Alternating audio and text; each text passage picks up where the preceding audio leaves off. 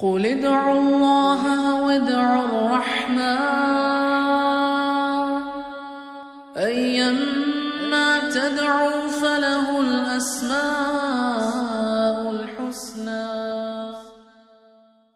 اسماء الحسنہ پر تدبر کے سلسلے میں آج ہم اللہ تعالیٰ کے پیارے نام الواجد پہ بات کریں گے۔ الواجد کا لفظ واو جیم دال سے ہے۔ وجدہ پانے کو کہتے ہیں اور واجد پانے والا، موجود کے معنوں میں۔ لفظ موجود کا روٹ بھی یہی ہے، دا فائنڈر، ہر ایک کو پانے والا، وجود والا۔ دنیا میں جتنے بھی لوگوں کو وجود ملے ہیں یہ وقتی ہیں، آج ہیں کل نہیں۔ آج ایک حالت میں ہوتے ہیں تو کل دوسری حالت میں بدل جاتے ہیں۔ جوانی کے ساتھ ساتھ انسان کا وجود بھی بدلنے لگتا ہے، لیکن ایک ذات ایسی ہے کہ جو ہمیشہ سے ہے اور ہمیشہ رہے گی، اور وہ الواجد کی ذات ہے۔ اللہ تعالیٰ کا یہ نام قرآن پاک میں نہیں ہے، لیکن اللہ تعالیٰ کی کچھ صفات جس میں ہمیں اس نام کی طرف اشارہ ملتا ہے۔ مثلاً سورۃ نور کی آیت 29 میں آتا ہے،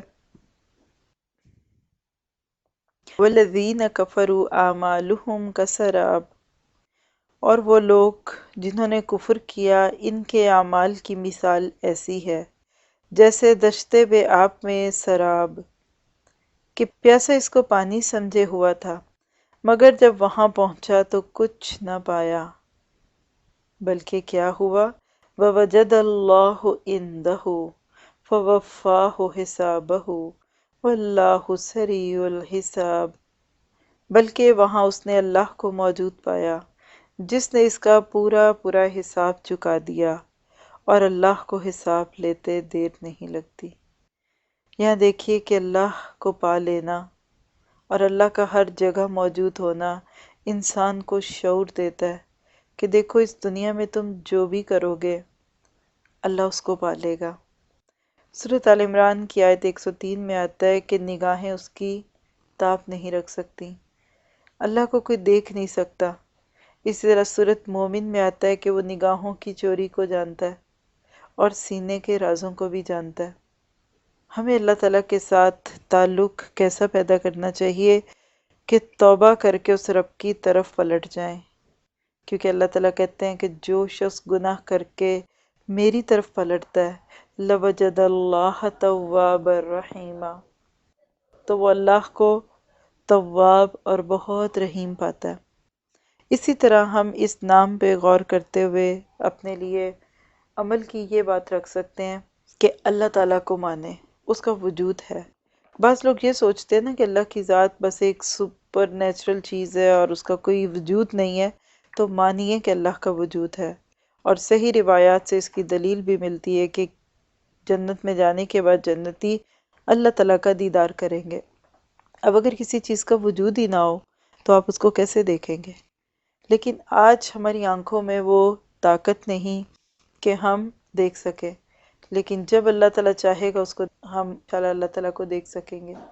پھر اسی طرح اپنے وجود کو اپنا نہ سمجھیں۔ آج اگر میں موجود ہوں تو یہ الواجد کی وجہ سے ہے، جب وہ چاہے گا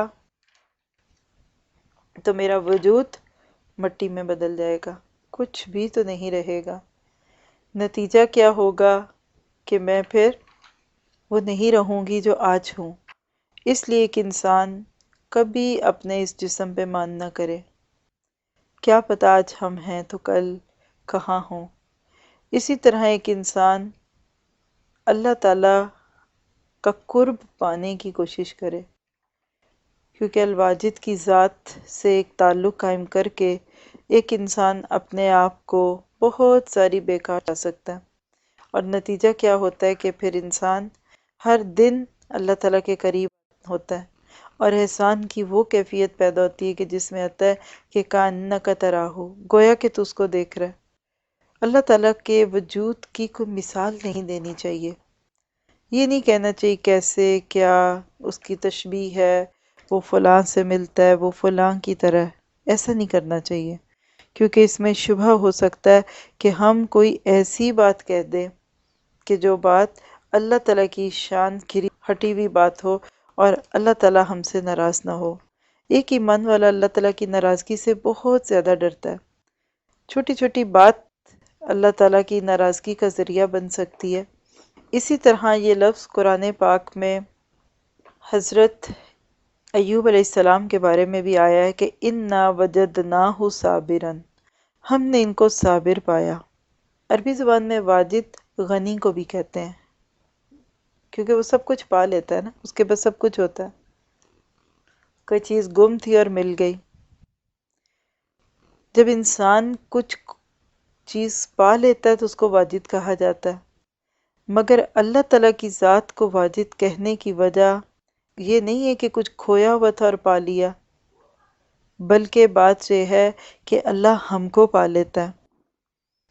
اللہ تعالیٰ انسان کے لیے ہر چیز کا سورس بن جاتے ہیں، یعنی کائنات کی کوئی بھی چیز ہے اس کا وجود اللہ تعالیٰ کی ذات سے ہے۔ سورۃ عصر میں آتا ہے نا کہ وَالْعَصْرِ إِنَّ الْإِنسَانَ لَفِي خُسْرٍ، زمانے کی قسم کہ انسان نقصان میں ہے، إِلَّا الَّذِينَ آمَنُوا وَعَمِلُوا الصَّالِحَاتِ، مگر وہ لوگ جو ایمان لائے اور نیک عمل کیے، وَتَوَاصَوْا بِالْحَقِّ وَتَوَاصَوْا بِالصَّبْرِ، اور ایک دوسرے کو حق بات کی اور صبر کی نصیحت کی۔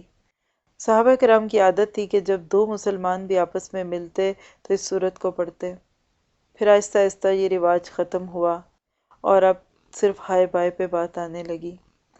اللہ تعالیٰ نے ایک انسان کو اس بات کا یقین دلا دیا کہ تم ہر دن خسارے میں ہو، لیکن میں ہی وہ ذات ہوں کہ جو تمہارے نقصان کو نفع میں بدل سکتی ہے۔ تو اللہ تعالیٰ سے دعا کرتے ہیں کہ وہ ہمیں اس وجود کا حق ادا کرنے کی توفیق دے، اللہ تعالیٰ کو پا لینے کا شوق ہمیں لگ جائے، اللہ تعالیٰ کے وجود کو مانیں، اور کل قیامت کے بعد جنتوں میں اللہ تعالیٰ ہمیں اپنے چہرے کا دیدار فرمائے۔